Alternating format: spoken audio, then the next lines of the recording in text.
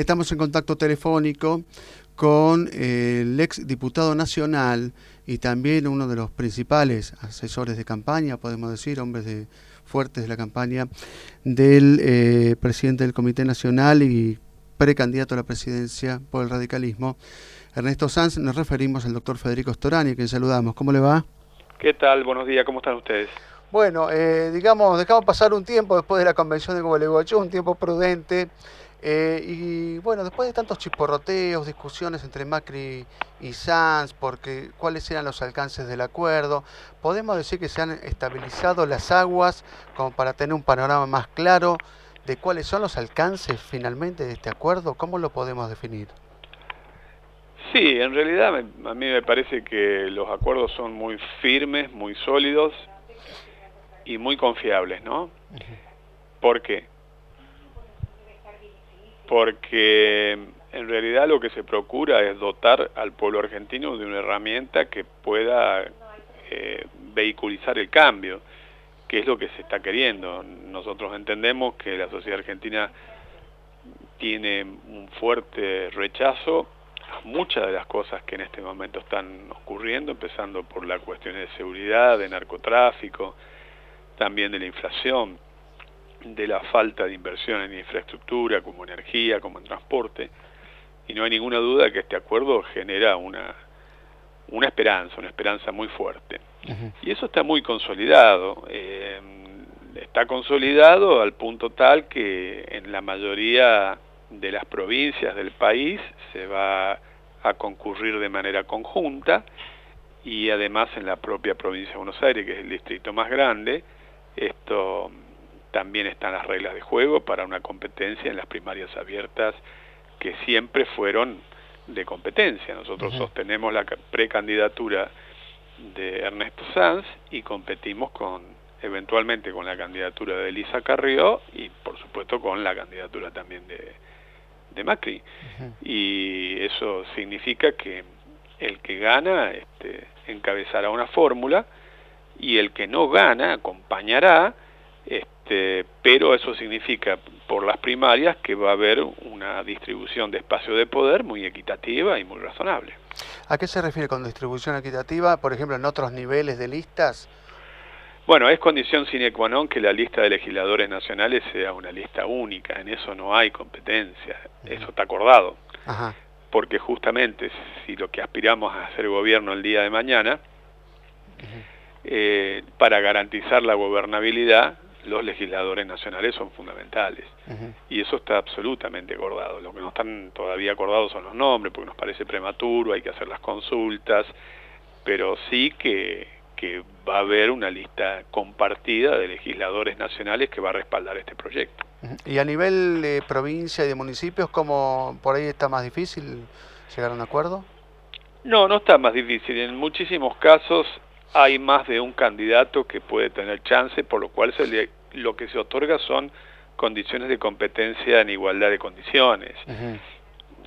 Por ejemplo, para ir a la propia Ciudad de La Plata, el candidato oficial, se puede decir, de este acuerdo, y que tiene el 90% del apoyo partidario, que es Claudio Pérez Irigoyen, es obvio que como va a poder llevar las dos boletas, la boleta tanto de Ernesto Sanz como la de Mauricio Macri a las primarias abiertas, ¿no? Eso, es decir, el único que va a estar autorizado a eso va a ser Claudio Pérez Irigoyen. No sé si será el único, lo que quiero decir es que tiene una ventaja amplia, porque es el candidato prácticamente oficial del acuerdo, en eso no hay ningún tipo de duda. Y eso significa, respondiendo a su pregunta, que uno no puede impedir desde el punto de vista técnico que haya quienes quieran, por ejemplo, participar si reúnen los requisitos técnicos, por ejemplo, los avales dentro del espacio. Claro. Pero no es que sean los candidatos oficiales de este acuerdo, ¿no? Y digamos, ¿en algún momento puede acordarse una pauta de que si hay más de 3 o 4 candidatos se haga una invitación a simplificar, a que haya menor cantidad de listas? Bueno, lo que se procura es la simplificación y la unificación, pero eso no depende solo de nuestra voluntad. está claro. La verdad que nosotros pretenderíamos, sí, que haya una simplificación, porque si no también la multiplicidad de oferta, aunque haya una candidatura como la de Claudio Pérez Irigoyen, que es la oficial, puede prestarse a confusión.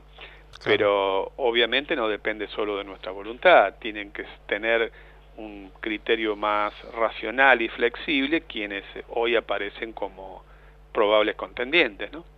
Digamos, quedaron superados los chisporroteos digamos, de los días posteriores a la convención de Gualeguaychú, cuando parecía que se cruzaban, digamos, con munición gruesa tanto Mauricio Macri como Sanz, o digamos, esto era esperable. No, sí, porque el tema central fue que el gobierno lanzó una ofensiva durísima para tratar de asociar este acuerdo político programático con la experiencia de la alianza, tratando de hacer recordar la memoria colectiva de la frustración que significó en su momento el gobierno de la alianza. Y por lo tanto hubo que diferenciarse, porque es una situación totalmente distinta a la de aquel momento. Y eso se prestó a los malos entendidos. Pero no fue más que eso. Luego hubo varios encuentros entre el propio Sanz y Macri y todos sus encuentros fueron óptimos, ¿no? Bueno, ¿y cómo sigue todo esto? Digamos, esperando, porque bueno, en Salta hubo resultados favorables al Frente para la Victoria, esperando con ansiedad los resultados en Mendoza, en otros distritos. Por supuesto que sí, yo lo de Salta quiero decir algo muy claro. Para nosotros era absolutamente previsible, nosotros no teníamos ninguna expectativa en Salta y al contrario, estuvimos mucho mejor como partido, el radicalismo, que arrancó de cero. Cuando digo de cero es casi lo mismo, porque tenía apenas el 1% de los votos y logró 7% con un candidato muy joven, como es Nani, que además ganó un municipio que es el propio, que es el de Cafayate, muy bueno, pero no teníamos ninguna expectativa en Salta. Sabíamos que iba a ser un primer test que no iba a ser favorable.